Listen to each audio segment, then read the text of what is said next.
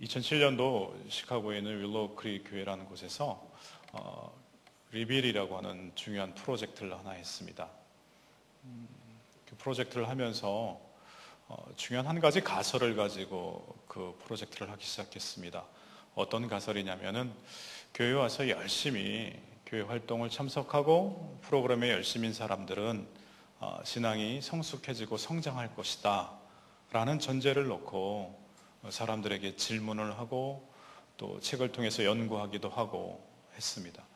거기에 대답한 사람들이 수만 명에서 나중엔 50만 명을 넘어가기 시작했습니다.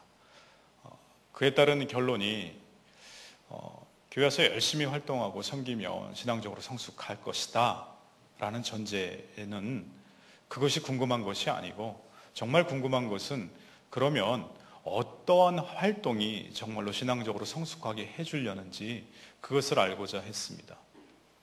그런데 결론이 그렇게 나오질 않았습니다. 교회 와서 열심히 섬기는 것과 교회에서 제공해준 프로그램에 열심히 참석하는 것과 신앙 성장은 별로 관계가 없다라고 나왔습니다. 조금의 상관관계를 찾을 수 있으면 참 감사하겠지만 그렇지 않다라고 나온 것이 굉장히 충격적인 결과였습니다. 그래서 2008년도, 2009년도부터 그 시카고 윌로우 크릭 커뮤니티 교회에서는 리더십 서밋이라고 매년 여름에 전 세계 기독교 지도자들 한 8,200명이 모여서 그렇게 리더십 서밋이라고 해서 행사를 하는데, 거기에 더불어서 가을에 리빌 세미나라고 해서 많은 목회자들과 또 이렇게 교계 지도자들을 모시고 세미나를 하기 시작했습니다. 결과가 이렇게 나왔습니다. 교회 와서 열심히 활동하는 것과 신앙으로 성장하는 것은 관계가 없다. 정말 중요한 관계는 그 섬기는 사람이 예수 그리스도와 얼마만큼의 인격적인 친밀함을 가지고 있는가가 중요하다. 이런 결과가 나왔습니다. 쉽게 와서 동일하게 같이 저분도 섬기고 이분도 같이 섬기는 성도인데, 어떤 분은 시간이 지나면서 점점점 성숙해져 가고 또 주위 사람들 보기에도 아름답고 또 주님 보시기에도 칭찬할 만한데, 어떤 분은 그렇지 않더라라는 것입니다. 그 이유는 교회에서 제공해주는 프로그램의 문제가 아니고 나의 열심의 문제가 아니고 그 사람이 가지고 있는 하나님과의 관계를 맺는 방법의 문제가 있었다라는 결론입니다. 우리는 어떻게 주님과 관계를 맺고 살아가고 있습니까? 외형적으로는 동일하게 보인다는 것입니다. 그리고 그 마음의 관계를 맺는 법들은 여간에서는 같은 가족이라 할지라도 짐작만 갈 뿐이지 얼마만큼 주님과 친밀한 그런 동행의 관계 가운데 이 사역들을 감당하고 또 충성을 하고 있는지 잘 알 수가 없다라는 것입니다. 오늘 그 하나님과의 관계를 맺는 법에 있어서 이 두 아들 이야기가 나옵니다. 예전 성경에는요, 이 말씀에 제목들이 달려져 있었는데 예전 성경에 이런 제목이 있었습니다. 탕자의 비유. 근데 요즘 성경에 뭐라고 나와 있는지 여러분 아세요? 제가 궁금해서 찾아봤습니다. 요즘 성경에는요, 잃은 아들을 되찾은 아버지의 비유 이렇게 나와 있습니다. 여러분 성경이 그렇게 안 나와 있을 수도 있습니다. 오늘 말씀을 통해서 주님과의 관계를 제대로 맺는 부분에 대해서 한번 생각해 볼 필요가 있겠다 생각이 듭니다. 둘째 아들은요, 아버지의 관계를 등한시하고 오늘 말씀의 12절에 보면요, 내게 돌아올 분깃을 내게 주십시오 이렇게 당당하게 하나님께 요구함으로 그 분깃을 가지고 아주 먼 나라로 갔다고 합니다. 먼 나라로 가서 거기서 명확하게 내자가 나타납니다. 허랑방탕하게 살았다고요. 그것을 다 써버리고 돈이 다 떨어지니까 그 나라에서 이제 빌어먹기 시작했습니다. 그런데 흉년까지 들기 시작해서 돼지 치는 집에서 돼지를 치면서 광야에서 지냈는데 돼지가 먹을 쥐없는 열매마저 먹을 수 없게 됩니다. 그때 이 둘째 아들이 마음을 돌이킵니다. 중요한 말씀이 나타납니다. 17절 말씀 우리가 같이 한번 읽어보도록 하겠습니다. 17절 말씀입니다. 자, 시작. 이에 스스로 돌이켜 이르되 내 아버지에게는 양식이 풍족한 품꾼이 얼마나 많은가, 나는 여기서 주려 죽는구나. 이렇게 마음을 돌이키는 이야기가 나옵니다. 그런데 이 둘째 아들이 주님과 관계를 맺는 모습을 보면 철저하게 하나님께 요구하는 삶을 삽니다. 이거 주십시오 라고 너무 명확하게 보여주죠. 누가복음 11장 11절부터 13절까지의 말씀에 우리에게 필요한 것을 주님께 하나님께 구하라 이렇게 되어 있습니다. 그래서 열심히 구하죠. 그런데 이 구하는 신앙생활의 모습은 신앙생활의 한편의 모습만을 이야기하고 있다는 것입니다. 많이 구합니다. 대입대가 되면 자녀가 꼭 대학에 입학하기를, 또 사업에 문제가 있으면 그것을 해결해 주시기를, 그리고 건강에 문제가 있으면 병이 낫기를 당연히 구해야죠. 또 주님도 그렇게 하라 말씀하셨습니다. 그런데 이 구하는 삶의 관계가 너무나 우리 신앙생활의 많은 부분을 차지하고 있다 보니까 정말 주님께서 원하시는 참 신앙의 모습들을 잃어갈 때가 참 많이 있다라는 거예요. 제가 지난주 담임 목사님 말씀을 이렇게 영상에 보다 보니까 떡도 말씀으로 얻는 것이다. 이 말씀이 참 가슴에 많이 와닿았습니다. 하나님 말씀 믿고 순종하면 떡도 얻을 수 있는 것이다. 저는 그 말씀 들으면서 아멘으로 화답을 했습니다. 이 두 가지를 같이 생각하지 못하고 우리는 떡만 생각할 때가 참 많이 있다라는 거예요. 그렇게 생활하는 사람들의 특징적인 모습은 뭐냐면요, 받는 것이 신앙생활의 전부인 것 마냥 착각을 하기 시작한다라는 거죠. 내가 이만큼 많이 받아서 다른 사람들에게 간증할 거리가 많다라고 해서 이 받는 것에 초점을 맞출 때가 많이 있습니다. 그렇게 받는 것에 초점을 맞추는 삶의 가장 중요한 어려움은 뭐냐면은 바로 내가 주님께 요구하기만 하지 내가 어떻게 변화해야 된다라는 것은 생각하지 않는다라는 거예요. 이것도 주시고 저것도 주십시오. 우리에게 풍족히 넉넉히 채워주신 주님께서 주실 줄 믿습니다. 그런데 거기에 나는 어떻게 변화해야 된다 이런 생각은 없습니다. 더 나아가서 이렇게 받기만을 원하는 모습의 끝은 무엇인가? 그 목표에는요, 편안함이 있다라는 거예요. 내가 이렇게 받음으로 편안해진다. 이렇게 받음으로 이것이 해결되어진다. 가장 편한 단어로 정리해 보니까 편안함이라는 단어가 나타나기 시작합니다. 오늘 여기 둘째 아들도요, 마음이 편안해지지 않았습니다. 먹을 것마저 없어지는 그런 상황 가운데 편안해지지가 않았습니다. 그래서 17절 말씀에 이렇게 이야기하고 있죠. 이에 스스로 돌이켜. 여러분, 때로는 편안하지 않은 게 은혜인 줄 믿습니다. 그때 비로소 변화가 시작되기 때문에 그렇습니다. 인간이 자신의 한계를 느끼고 그것을 고백하기 시작할 때, 스스로 돌이킬 때, 그때는 절대로 편안하지 않습니다. 창세기 4장 26절 말씀에 처음으로 사람들이 하나님의 이름을 부르는 장면이 나옵니다. 제가 말씀을 봉독해 드리겠습니다. 셋도 아들을 낳고 그의 이름을 에노스라 하였으며 그때의 사람들이 비로소 여호와의 이름을 불렀더라. 인류의 타락을 경험한 셋이요, 아버지 아담과 하와가 이 타락한 모습을 봤고, 둘째 영인 아벨이 죽는 그 얘기를 들었고, 또 첫째 영인 가인이 그 죄로 인해서 그 땅 가운데 유리방황하는 모습을 알게 되었습니다. 근데 그 셋이 아들을 낳고 이름을 에노스라고 지었습니다. 에노스라는 것은 무슨 뜻이냐면 타락한 인간의 전 존재를 대표하는 그러한 이름과 같습니다.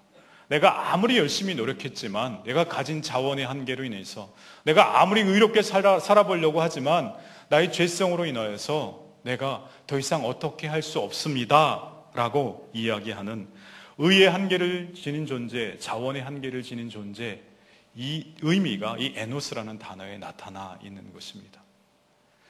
여러분, 그런데 놀랍게도 어느 때 하나님을 불렀냐면 그때라고 부사는 이야기하고 있습니다. 셋도 아들을 낳고 그 이름을 에노스라 하였으며 그때의 사람들이 여호와의 이름을 불렀더라.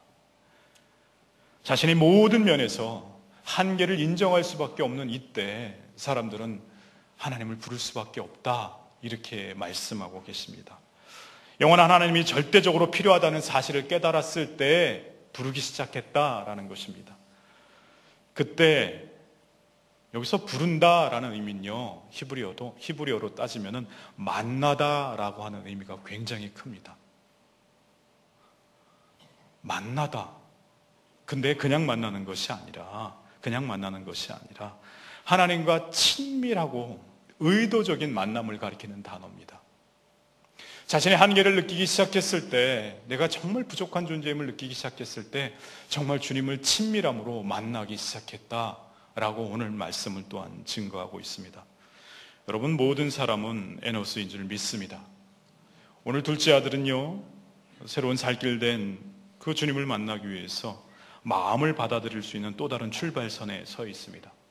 로마서 10장 13절 말씀에 누구든지 주의 이름을 부르는 자는 구원을 받으리라.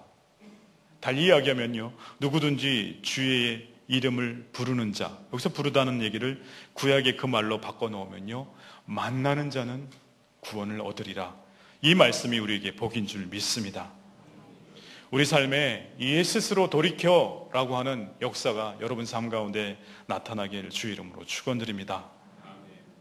그냥 마음 가운데 이렇게 돌이키기만 했어요. 그리고 아버지 집에 가서 내가 자식으로, 후계자로 그것을 이야기하기에는 너무 면목이 없으니까 종으로 써달라라고 해야지 라고 마음에 고백을 합니다. 그리고 돌아가는데 아버지한테 가서 특별히 이야기한 것이 아닙니다. 말씀을 자세히 읽어보면요, 그렇게 생각했다는 거지 말했다는 것은 전혀 나오지 않습니다. 그 말도 하기 전에 아버지가 다가와 오셔서 어근 맞으시고 볼에 이렇게 키스를 합니다. 그러면서 그 다음 절이 중요합니다. 15장 22절 말씀입니다. 22절 말씀 읽어보겠습니다. 시작.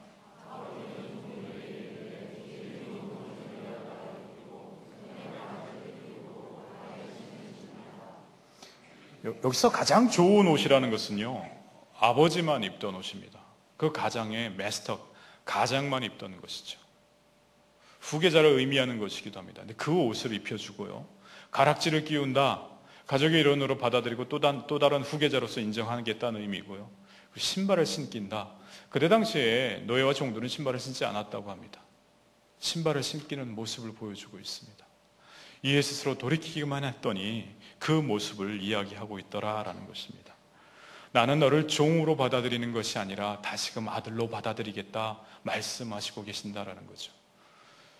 그런데 중요한 것은 여기까지는 서막에 불과합니다. 정말 지금부터 알아야 될 중요한 말씀이 시작됩니다. 그 아버지에게는요, 이렇게 제멋대로인 둘째와는 정말 상반되는 굉장히 순종적이고 믿음이 좋은 첫째 아들이 있었습니다. 첫째 아들은 그 둘째 아들이 분깃을 나눠주십시오 해서 가지고 나간 그 모습을 다 보면서도 묵묵히 순종함으로 아버지 곁을 지켰던 그 아들입니다. 그런데 그 아들이 들여나가서 일을 하다가 이제 돌아와 보는데 집에서 굉장히 시끄러운 소리가 납니다. 보니까 잔치를 벌인 것 같은 모습을 보게 됩니다. 그래서 들어가지 않고 궁금해서 종들에게 물어봅니다. 했더니 당신의 동생이 돌아왔고 아버지가 살진 송아지를 잡아서 이와 같이 잔치를 하게 합니다. 이 말에 맏아들이 밭에 있다 돌아와서 이야기를 듣고 집을 나갑니다. 다른 이야기는요, 그 집안에 들어가지 않았다라고 이야기합니다. 근데 이야기를 아버지가 들었는지 아버지는 큰아들이 오지 않자 나가서 그를 찾습니다. 그리고 잔치에 같이 가자고 이야기합니다. 근데 아들은 경노하면서 소리칩니다. 29절 말씀, 30절 말씀 같이 읽겠습니다. 시작. 아버지가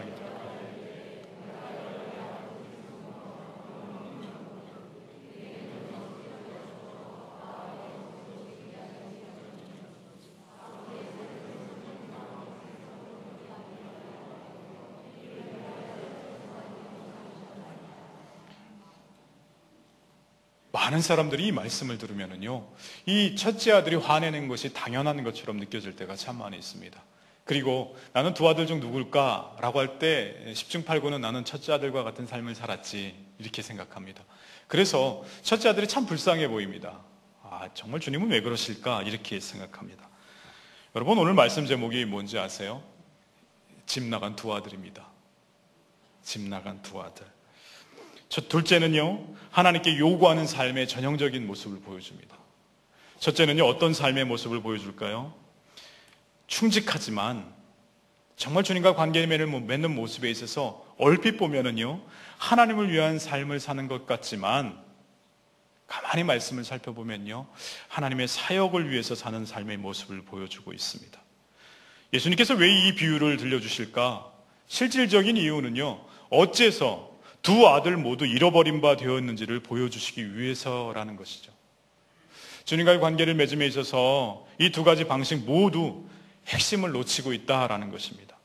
그리고 무엇인지 살펴보기 위해서 첫째의 말을 한번 주의 깊게 볼 필요가 있습니다. 우선 큰아들이 자신의 가치를 어디에 두고 있는지 제가 한번 말씀을 읽어보겠습니다. 아버지께 대답하여 이르되 내가 여러 해 아버지를 섬겨 명을 어김이 없거늘. 큰아들은요, 아버지를 위해서 살았어요. 그런데 그에 상응하는 대가를 바랬다라는 것입니다. 둘째 아들과 어찌 보면 다를 바 없다라는 것입니다. 두 아들 모두 아버지와의 인격적인 관계에는 관심이 없었습니다. 둘째 아들은 대놓고 아버지 재산 주십시오 이렇게 나갔지만 첫째 아들은요, 사회적으로 용인되는 방법을 택했습니다. 좀 더 순종적이고 인내심이 있었고 훈련이 잘 된 첫째 아들은요, 그 집에서 열심히 자기가 원하는 것을 얻기 위해서 일하는 쪽을 택했다라는 것입니다. 그러나 정작 이 첫째 아들의 관심에는요, 아버지의 깊은 인격적인 관계에 아버지만을 바라는 이런 마음은 없었고, 내가 일한 만큼 그에 상응하는 대가를 나는 받아야 된다라는 생각이 가득했다라는 것입니다. 이 둘이 택한 방법은 극과 극처럼 보입니다. 때로는 첫째 아들이 우리가 따라가야 될 삶의 신앙의 모범인 것처럼 보일 때가 있습니다. 그러나 깊이 생각해 보면 그렇지 않다라는 것입니다. 유감스럽게도 두 사람의 대상은 아버지가 아니었고 아버지를 이용해서 아버지가 가진 그 재산을 받고자 했다라는 것입니다. 둘 다 어리석은 모습들입니다. 차이가 있다면 첫째는 그저 사회적으로 좀 더 용인될 수 있는 방법을 택했다라는 것이 다를 뿐입니다. 예수님은 바리새인과 서기관들 앞에서 이 비유를 말씀하셨습니다. 그들은 정말 하나님 앞에서 열심으로 충성으로 그 일을 다 했다라고 생각하는 사람들이었다라는 거죠. 어찌 보면은 첫째 아들과 같은 모습을 보이고 살았는지 모릅니다. 주님께서는요, 성실히 섬기는 삶, 신실하게 순종하는 삶이 나쁘다고 말씀하신 적이 한 번도 없었습니다. 그런데 여기서 우리가 놓치지 말아야 할 것은요, 우리가 사는 삶의 가치를 섬김과 순종에서 찾으려 한다라는 것입니다. 섬김과 순종에서 우리의 삶의 가치를 찾으려고 하다 보면은요, 폐해가 하나 있습니다. 우리가 열심히 섬기는 사역에서 나의 가치를 찾기 시작한다라는 것입니다. 바리새인과 서기관들이 보여주는 모습이에요. 내가 이만큼 열심히 순종했고 허락하신 율법을 다 지켰기 때문에 나는 가치 있는 사람이다. 그렇기 때문에 그렇지 못한 사람들에 대해서 날선 이야기를 품고 독 깊은 말들을 내어놓는 모습을 보게 됩니다. 예수님은요, 큰아들의 순종을 평가절하하지도 않았고 둘째 아들의 이 비도덕성을 지지하지도 않았습니다. 정말 주님께서 가장 큰 관심을 두고 계시는 것은 어디일까요? 오늘 우리에게 주신 말씀 가운데 31절, 32절, 제가 31절 말씀을 읽겠습니다. 아버지가 이르되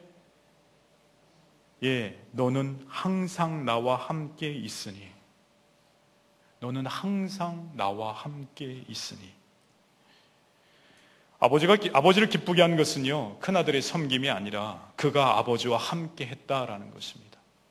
아버지는 내 재산이 얼마고, 둘째에게 얼마 갖고, 첫째에게 얼마 갖고, 거기에 관심이 있는 것이 아니라 내 사랑하는 아들들이 나와 함께 있을 수 있는가, 여기에 관심을 하셨다라는 것입니다. 정말 우리가 관가하고 있는 삶이 무엇인가 한번 살펴봐야 할 때입니다. 때로는 우리는 주님께 이거 주십시오 하고 요구합니다. 때로는 주님의 사역을 내가 잘 감당하고 있으니까 내가 신앙생활을 잘한다라고 생각합니다. 그런데 그 섬기는 사역이, 그 일들이 때로는 우상이 될 때가 있습니다. 정말 주님께서 원하는 것은 아들아, 딸아, 나와 함께 하자 라고 하는 그 인격적인 친밀함인데 그것을 놓치고 살 때가 참 많다라는 거예요. 때로는 섬기다 보면은 그 일이 우리의 앞을 가로막을 때가 참 많이 있습니다. 그리고 많은 신앙 공동체는요, 둘째 아들과 같이 주님 앞에 요구하기만 했던 사람을 데려다가 잘 훈련시켜서 첫째 아들과 같은 그런 사람을 만들려고 할 때가 참 많이 있습니다. 정말 중요한 것은, 아버지가 중요하게 생각하는 것은 둘째 아들의 불순종이나 큰아들의 순종이 아니라라는 것입니다. 당신께서는 자기 아들과 함께 계시고 싶다, 함께 있고 싶다, 이렇게 말씀하고 계시다라는 겁니다. 우리 하나님 아버지도 마찬가지입니다. 하나님 마음의 중심에는요, 그분의 자녀들과 함께하고 싶은 그 마음이 있는 줄 믿습니다. 우리가 때로는 섬기면서 이 가장 중요한 것을 놓치지 않았나 생각해 봐야 할 줄 믿습니다. 주님께서 이 땅 가운데 오셔서 가장 먼저 설교하신 것 가운데 하나가 산상수훈입니다. 마태복음 5장부터 7장까지의 말씀입니다. 그 산상수훈의 가장 중요한 말씀을 한 절만 찾으십시오 하면 학자들이 두세 가지 찾는데, 그 중에 가장 많이 찾는 것 중에 하나가 마태복음 5장 48절 말씀입니다. 하나님의 온전하신 것 같이 너희도 온전하라 라는 말입니다. 그런데 이게 가당키나 한 말인가요? 어떻게 주님처럼 우리가 온전할 수 있겠어요? 못하잖아요. 그렇죠? 죄 많은 우리가 어떻게 온전하게 살겠어요? 정말 주님께서 말씀하신 이 온전하라 라는 말씀은 무슨 말이냐면은 주님의 마음을 품고 살아라, 이 말씀입니다. 이 땅을 살아가면서 온전하게 살라 하신 말씀은 주님의 그 마음을 품고 살아라, 이렇게 말씀하시는 거라는 것입니다. 정말 주님의 마음을 품고 사는 것, 그러면 주님의 마음이 어떤 마음인지 우리가 알고 그 마음대로 살아야 할 것 아닙니까? 요한복음 21장에 보면은요, 정말 주님을 배신한 베드로가 예수님이 부활 후에 그 디베리아 바닷가에 가서 물고기를 잡고 있습니다. 정말 다시금 업으로 헌신해서 돌아가는 것은 아니죠. 자기 자신을 바라볼 때마다 좀 안타까운 모습, 그리고 아직도 자기를 잡으려고 하는 그 유대의 열심주의자들부터 도망가려는 모습, 정말 주님 앞에 면목 없는 모습 가운데 일하고 있는데 그 앞에 주님이 나타나십니다. 부활하신 주님께서 베드로 보고 이렇게 말씀하십니다. 야, 내가 나를 사랑하느냐? 네, 그렇습니다. 내 양을 먹이라. 그런데요, 국문학자들이 이렇게 얘기합니다. 이것은 논리적인 어법에 맞지 않는다는 거예요. 이 비논리적인 주님의 이 위탁에 어떤 뜻이 숨겨져 있느냐라는 것입니다. 왜 비논리적이냐면요, 내가 나를 사랑하느냐라고 예수님이 물으셨잖아요. 그렇죠? 네, 그렇습니다. 그랬더니 내 양을 먹이라, 이렇게 얘기했다라는 거예요. 국문과 교수님한테 그럼 정상적으로 되면 어떻게 돼야 됩니까? 그랬더니 교수님이, 목사님, 이렇게 돼야 됩니다. 베드로야, 내가 내 양을 사랑하느냐? 이렇게 물어봐야 된다는 거예요. 근데 그렇게 물어보시지 않고 어떻게 물어보셨어요? 내가 나를 사랑하느냐? 이 땅 가운데 많은 사역을 맡은 우리 성도들에게 주시는 주님의 중요한 말씀 가운데 하나라 생각되어집니다. 성도를 사랑하고 그 일을 사랑하잖아요. 성도가 변하고 내가 사랑하고 섬기던 일이 내 생각과 같지 않아요. 그러면은요, 쉽게 그 일을 놔버릴 수 있다는 거죠. 정말 중요한 것은 사역 현장에서, 섬김 현장에서 가장 먼저 중요한 것은 먼저 주님을 깊이 사랑해야 한다라는 그 말인 줄 믿습니다. 정말 사랑해야 하는 것, 정말 주님입니다. 주님을 사랑한다는 것이 우리가 인격적으로 친밀하다는 의미인 줄 믿습니다. 바울과 다른 사도들을 부르셔서 복음을 전하도록 하신 그 주님의 역사, 사도 바울만큼 그렇게 많은 역사를 감당한 사람이 없을 것입니다. 그런데 사도 바울은요, 본인이 감당하는 그 일에, 그 사역의 핵심 가치를 두지 않았습니다. 언제 알 수 있냐면요, 빌립보 감옥에 갇혔을 때입니다. 빌립보서 3장 8절에서 9절 말씀입니다. 또한 모든 것을 해로 여김은 내 주 그리스도 예수를 아는 지식이 가장 고상하기 때문이라. 내가 그를 위하여 모든 것을 잃어버리고 배설물로 여김은 그리스도를 얻고 그 안에서 발견되려 함이라. 여기서 안다, 내 주 그리스도 예수를 안다라고 하는 그 단어는요, 친밀하고 경험적인 지식을 의미한다라는 거예요. 본인이 감당한 사역들이 많이 있지만 사도 바울은 그 사역과 주님과 연합되는 그 인격적인 친밀함을 혼동하지 않았습니다. 비록 감옥에 있었지만 본인이 무엇이 중요한 것인가를 이야기할 때 주님과 깊이 아는 그 인격적인 친밀함이 더욱더 중요하다, 이렇게 말씀하고 있다라는 것입니다. 신앙 좋은 사람들은요, 하나님이 홀로 차지하셔야 되는 그 유일한 자리를 하나님의 일로, 하나님의 일이라는 좋은 목적으로 대치해서 신앙생활을 할 때가 참 많이 있습니다. 이 관계를 되짚어보지 못하면요, 그렇게 몇 개월, 몇 년, 10년, 20년, 30년 신앙생활을 할 수도 있습니다. 사도 바울은 이방인에게 복음을 전해야 한다는 그의 소명과 그리스도와의 연합이라는 그의 보물이 같지 않음을 이야기하고 있다라는 것입니다. 주님과의 연합이 없이는 하나님의 사랑받는 자녀로서 일을 감당하고 있다는 것이 의미가 없다는 것을 너무 잘 알고 있었다는 것입니다.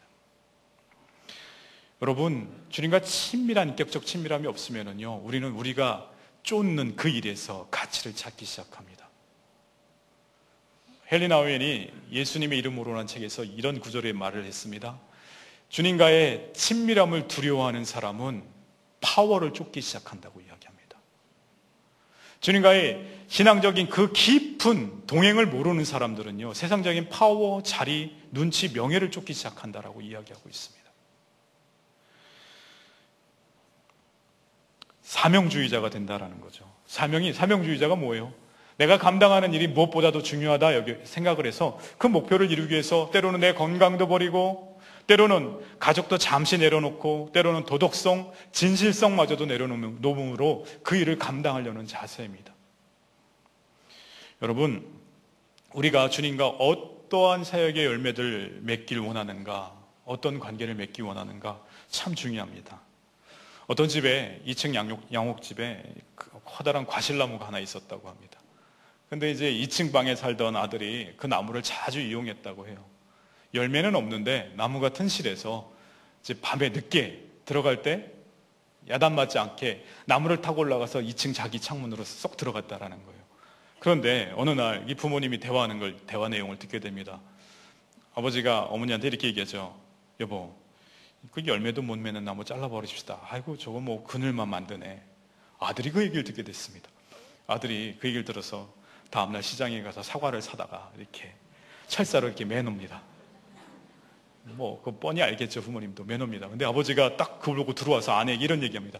여보, 기적이 일어났어. 배나무에 사과가 열렸어. 여러분, 우리가 어떠한 삶을 살길 원하는가, 주님과 어떠한 관계를 맺는가, 그 맺는 만큼 우리의 삶의 결과가 이루어지는 줄 믿습니다. 신앙의 관계가 그렇게 중요합니다. 둘째 아들이 집으로 돌아와서 본인이 죄를 사죄한다거나 후계자의 권리가 없어졌으니까 종으로 받아주십시오, 이렇게 아버지께 이야기하는 장면은 없습니다. 그런데 아버지는요, 달려가 목을 안고 입을 맞추었다, 이렇게 이야기하고 있습니다. 정말 주님께서 원하시는 것, 주님은요, 자신의 형상대로 창조하신 자녀를 보십니다. 그리고 정말로 그 자녀와 함께하길 원하신다라는 거예요. 나는 주님을 위한 삶을 사네, 혹은 난 주님께 이것을 요구해서 이걸 받았네, 주님께로부터 받은 많은 선물도 중요하고 주님의 사역을 위해서 사는 나의 삶도 중요한 것처럼 보이지만, 정말 주님께서 우리에게 원하시는 삶은요, 우리와 함께하는 삶을 원하신다라는 것입니다. 임마누엘의 하나님, 우리와 함께하신 하나님, 하나님께서 세상을 창조하신 후에 사람에게 처음 주신 선물이 복입니다. 창세기 1장 28절 천지 만물을 만드시고도 복을 주셨다 말씀하시고요, 5장 2절에 사람을 창조하시고도 복을 주셨다 말씀하십니다. 근데 이 복의 의미가 무엇인가, 우리가 이것을 잘 알아야 합니다. 이 복이라고 일컬어지는 바라크라는 단어요, 무릎을 꿇다, 찬양하다, 예배하다는 뜻이 있지만 정말 중요한 의미가 있습니다. 이 복이라는 히브리어에 숨겨진 의미는 무엇이냐면요, 이런 의미가 있습니다. 하나님과의 지속적인 교제라는 뜻이 담겨져 있다라는 것입니다. 이 땅을 살면서 우리가 물질적으로 풍족해야 복받았다고 하나요? 아니요. 성경적으로 이야기할 때는 그 삶의 정황이 어떠하든지 간에, 그 사람이 어떠한 어려움에 처하든지 간에 주님과 깊은 동행의 역사가 있을 때 그 사람 참 복받은 사람이다, 이렇게 이야기한다라는 것입니다. 그 복의 결정체가 뭔지 아십니까? 시편 133편의 말씀입니다. 영생이라고 이야기합니다. 영원히 하나님과 교제하며 사는 삶을 교제한다, 진정한 복이다, 이렇게 말씀하신다라는 것입니다. 주님께서 원하시는 삶, 진정한 복된 삶은요, 하나님과 교제하는 삶이고 하나님과 함께하는 삶인 줄 믿습니다.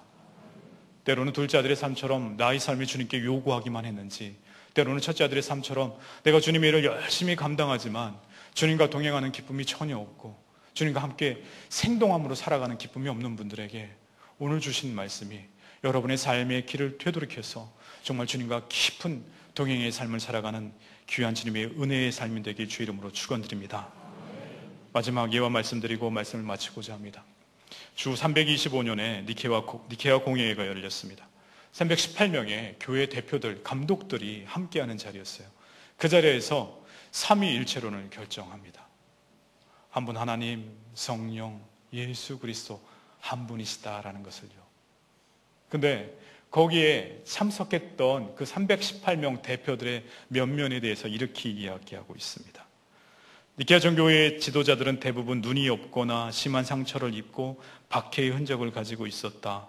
한쪽 눈을 잃거나 다리를 절거나 손이 잘리지 않은 사람은 318명 중에 12명보다 적었다. 이렇게 이야기하고 있습니다. 본인이 때로는 죽임을 당해도, 본인이 팔이 잘려도, 눈이 뽑혀도 주님과 함께하는 삶이 그것이 귀한 것임을 알아. 그 가운데 헌신하고 섬겼던 신앙의 선배들로 인해서 우리가 오늘날 이렇게 또한 신앙생활하고 있는 줄 믿습니다.